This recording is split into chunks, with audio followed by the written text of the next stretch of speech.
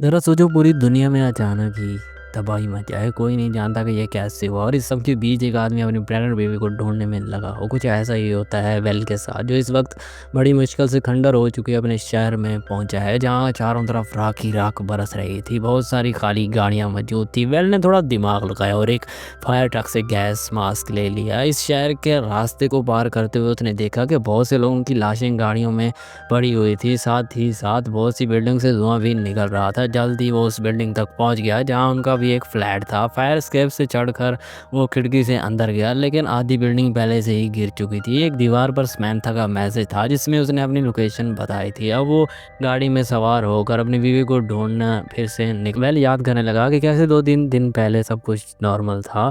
Well अपनी girlfriend समैंथा के साथ हॉस्पिटल में था, जहां उन्हें ये खुशखबरी दी गई कि उनके घर बेटा पैदा होने वाला है। थोड़ी देर बाद वेल एयरपोर्ट के लिए निकल गया। जाने से पहले उसने समैंथा से कहा कि वो उसके फादर से शादी के लिए उसका हाथ मांगेंगे। शिकागो पहुंचकर वेल ने सबसे पहले अपनी सारी बिजनेस मीटिंग अटेंड की और फिर समैंथा के माँ बाप के पास चला गया, जिनका नाम पॉल और टॉम होता है। घर का माहौल काफ़ी ज़्यादा सीरियस नज़र आ रहा था। डिनर के वक्त टॉम ने सीधा सीधा वेल से पूछा कि तुम हमारी बेटी के साथ क्या चाहते हो, और कभी अगर फ्यूचर में तुम अलग हो गए तो तुम हमारे दिए हुए पोजीशन पर हक तो नहीं जताओगे जो हम समैंथा को देंगे। इस पर वेल ने जवाब दिया कि देखिए, मैं ऐसी खासा पैसा कमा लेता हूँ और मैं पोजीशन के लिए आपकी लड़की से शादी नहीं कर रहा। वो मेरी ज़िंदगी का प्यार है। लेकिन न जाने क्यों टॉम को वेल की किसी भी बात पर यकीन नहीं आ रहा था। इस बात पे दोनों के अंदर बहुत ज़्यादा बहस होने लगती है। पॉल ने बीच में आकर झगड़ा रोकने की कोशिश की, लेकिन सिचुएशन और भी ज़्यादा बिगड़ गई। आखिरकार पॉल ने वेल को ये कहकर घर से भेज दिया कि देखो, रात बहुत हो चुकी है, तुम्हें जाना चाहिए।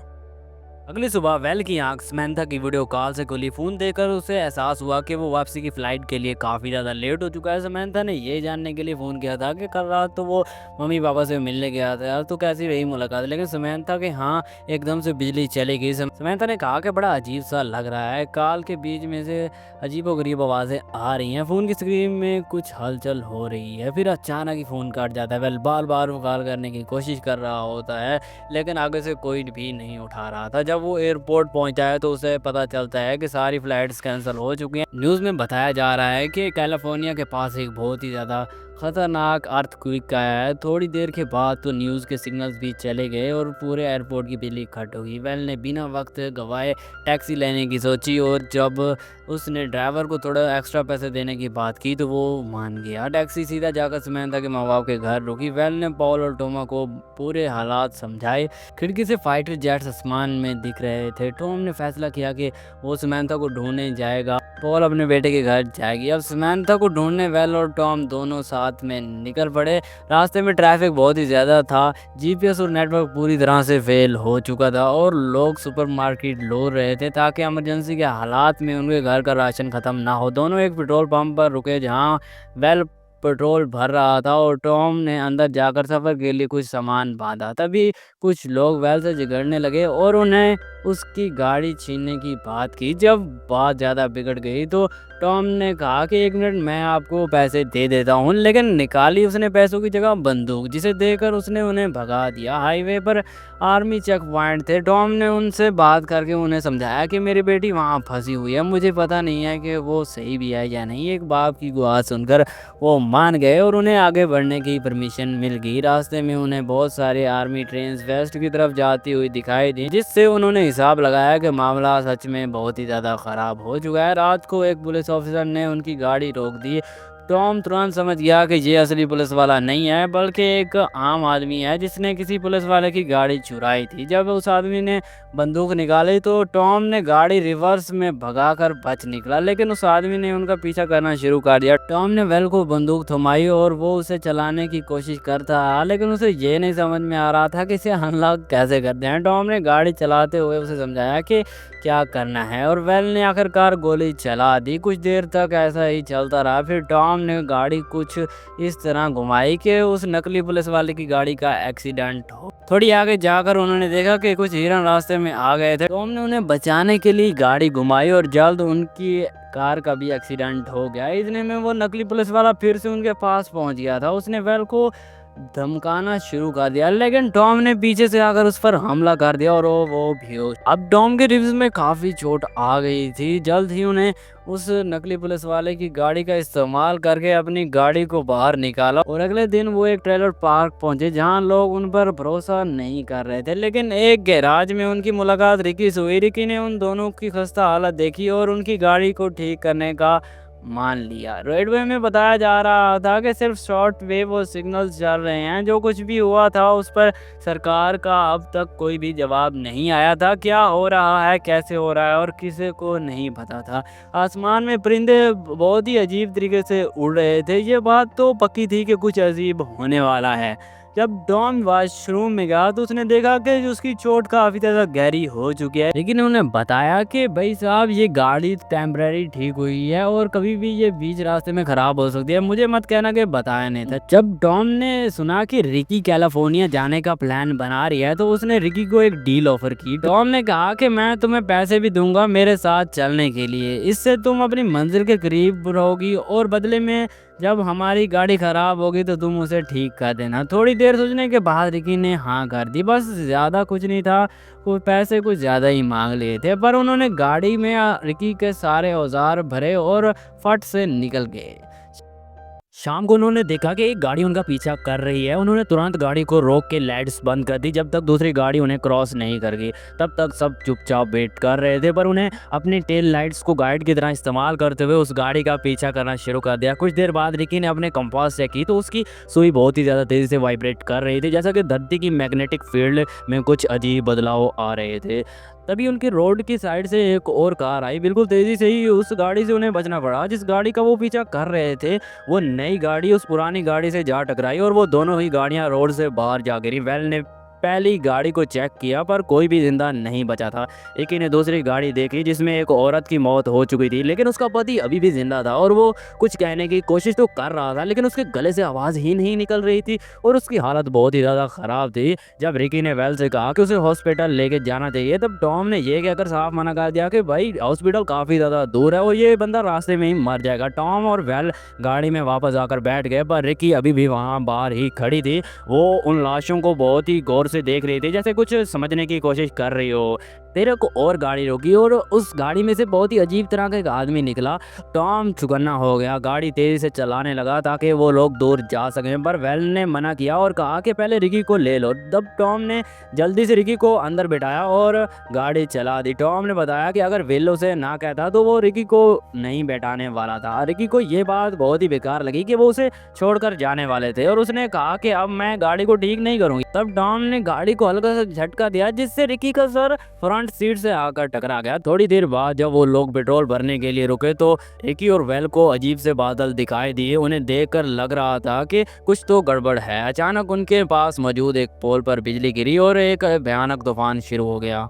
टॉम को अब गाड़ी चलाने में बहुत ही ज़्यादा दिक्कत हो रही थी। गाड़ी की लाइट्स ऑन होने के बावजूद भी रास्ता मुश्किल से दिखाई दे रहा था, तो उन लोगों ने फैसला किया कि वो पुल के नीचे रुक जाते हैं जब तक बारिश रुक नहीं जाती। अगली सुबह मौसम ठीक था और उनका ट्रिप फिर से शुरू हो गया। जब वो लोग एक रेलवे टावर के पास से गुजर रहे थे तो कार ने रेलवे सिग्नल्स पकड़ लिए। रिपोर्टर ने बताया कि कहीं पर भी इंटरनेट सर्विस मौजूद नहीं है, mobile phones out of network थे और बहुत कोशिशों के बावजूद भी सरकार से कोई खबर नहीं मिल पा रही।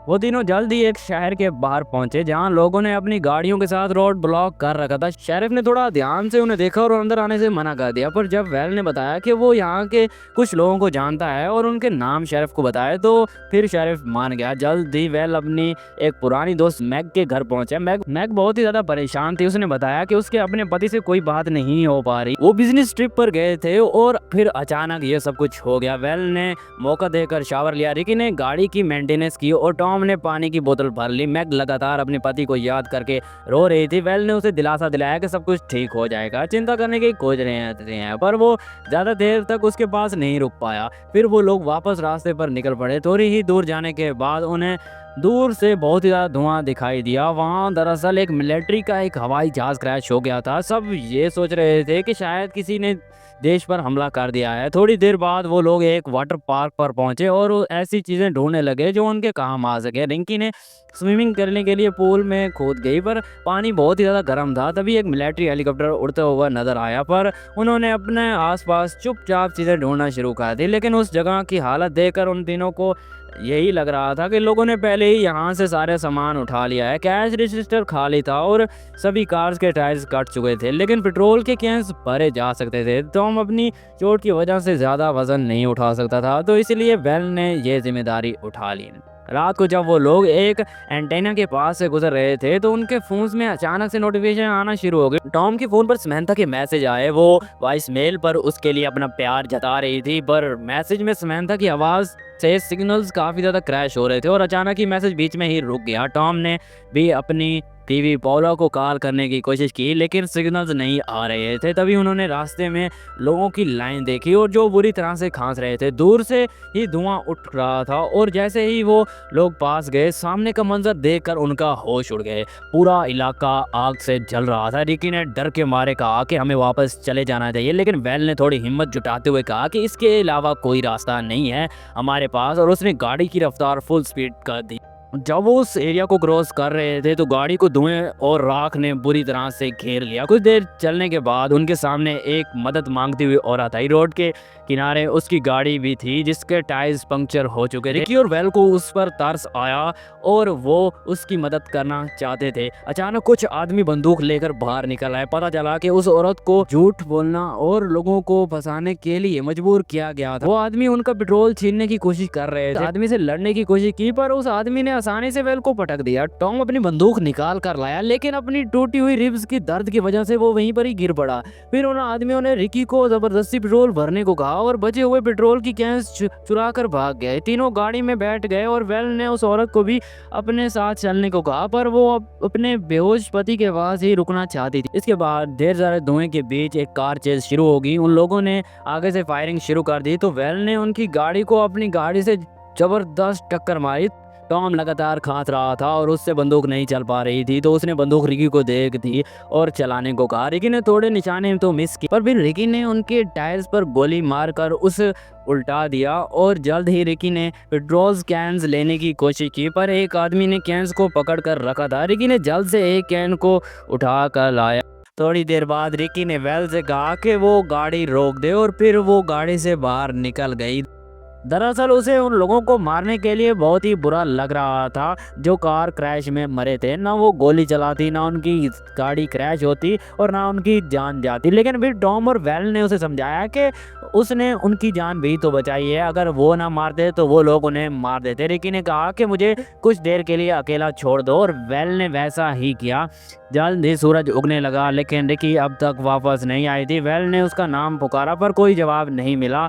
उनकी काफ़ी सारी चीज़ें भी गायब थी। तो अब टॉम कहने लगा कि उन्हें रिकी को साथ लेके आना ही नहीं चाहिए था। खैर थोड़ी देर रुकने के बाद वो लोग फिर से आगे बढ़ गए। अचानक से टॉम को खून की खांसी होने लगी, जिसके बाद वो लोग एक क्रैश साइट पर रुके जहाँ कई गाड़ियाँ और एक ट्रेन भी थी। वेल वहाँ से थोड़ा पेट्रोल ढूंढना चाहता था। जब वेल वापस आया तो उसने देखा कि टॉम सांस नहीं ले पा रहा था क्योंकि शायद उसकी रिब्स का कोई टुकड़ा उसके लंग्स को पंक्चर कर चुका था। वेल ने जल्दी से टॉम की छाती में सुई घुसाकर थोड़ा प्रेशर रिलीज किया। टॉम को सांस लेने में थोड़ी आसानी होने लगी। जल्द ही वो फिर से आगे बढ़ गए। टॉम ने वेल से वादा मांगा कि वो उसकी बेटी समंथा का ख्याल रखेगा। दोनों ने अपनी जिंदगी की पुरानी यादों को एक दूसरे के साथ शेयर किया। टॉम ने आखिरकार मान लिया कि वेल सच में एक अच्छा इंसान है। उसे पता था कि समंथा प्रेग्नेंट है और अब उसे यकीन हो गया था कि वेल एक अच्छा बाप बनेगा। शाम को जब वो एक ब्रिज क्रॉस कर रहे थे तो उन्हें बहुत सारी खाली गाड़ियां दिखाई दी, पर उनके रास्ते में कुछ आदमी हथियारों के साथ आ गए। वेल ने कहा कि प्लीज सामने से हट जाइए, मैं अपने दोस्त को हॉस्पिटल लेके जा रहा हूँ, लेकिन उन लोगों ने वेल को आगे जाने से मना कर दिया। वेल समझ गया कि अगर यहाँ रुका तो बहुत ही बड़ी मुसीबत में फंस सकता है।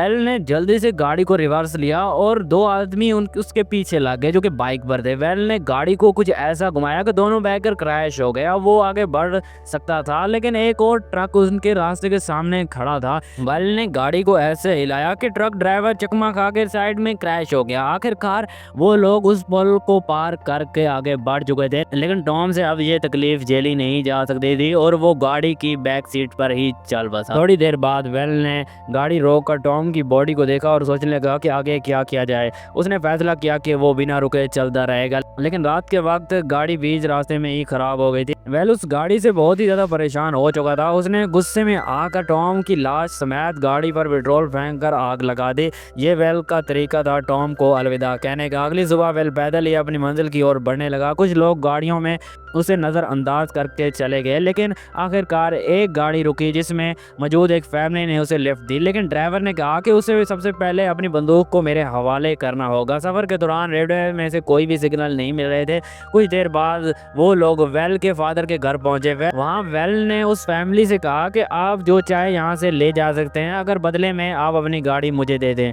तो वो इस डील के लिए मान गए और जाते वक्त उसने अपनी बंदूक भी वापस ले ली। गाड़ी की मदद से वो जल्द ही अपने तबाह हो चुके शहर सेटल में पहुंच गया। अब कहानी वहां पहुंच गई जहां से ये शुरू हुई थी और अपने फ्लैट में समंथा के लिखे हुए एड्रेस को देखते ही वेल तुरंत उसके और निकल गया। जैसे ही वो वहां पहुंचा तो जेरेमाया नाम का एक आदमी ने उस पर बंदूक तान कर पूछा, कौन हो तुम और क्या करने आए हो यहाँ पर। लेकिन समंथा ने उसे रोका और वेल से मिलने के लिए भागी। चीजें थोड़ी शांत होने के बाद वेल ने समंथा को उसके फादर के बारे में बताया। वेल ने ये भी बताया कि अगर वो ना होते तो शायद मैं यहाँ तक कभी पहुंच ना पाता। रात को सोते वक्त वेल की अचानक से आंख खुल गई। वो बाहर आ गया तो उसने देखा कि समंथा और जेरेमाया वहां बैठे आग सेक रहे थे, तो वो भी उनके साथ बैठ गया। बताया जा रहा था कि ये जो कुछ भी हुआ है एक खतरनाक अर्थक्वेक की वजह से हुआ है। पुलिस वालों ने सभी को शहर खाली करने की वार्निंग दे दी थी, लेकिन जेरेमाया ने कहा कि मुझे नहीं लगता कि कोई अर्थक्वेक था। किसी देश ने हमारे ऊपर न्यूक्लियर बम फेंक दिए थे।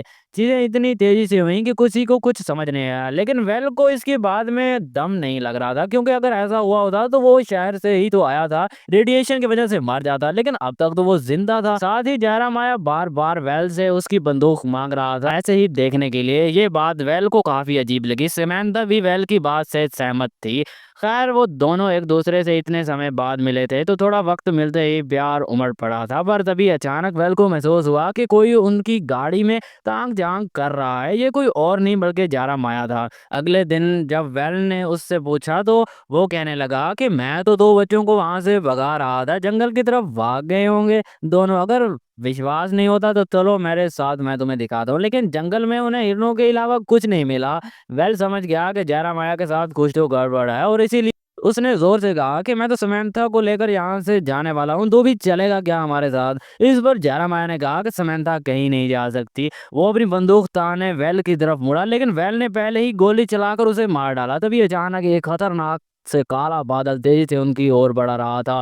वेल ने जल्दी से समंथा को बुलाया और वो दोनों गाड़ी में वहां से निकल पड़े। फुल स्पीड में वो गाड़ी भगा रहे थे और एक रेतीले तूफान उनका पीछा कर रहा था। यहीं पर ही ये फिल्म खत्म होती है। हम बस उम्मीद कर सकते हैं कि ये दोनों बच गए होंगे। वीडियो पसंद आई हो तो वीडियो को लाइक कर देना, चैनल पर नए हो चैनल को सब्सक्राइब कर देना और मिलते हैं अगली वीडियो में। अल्लाह हाफिज।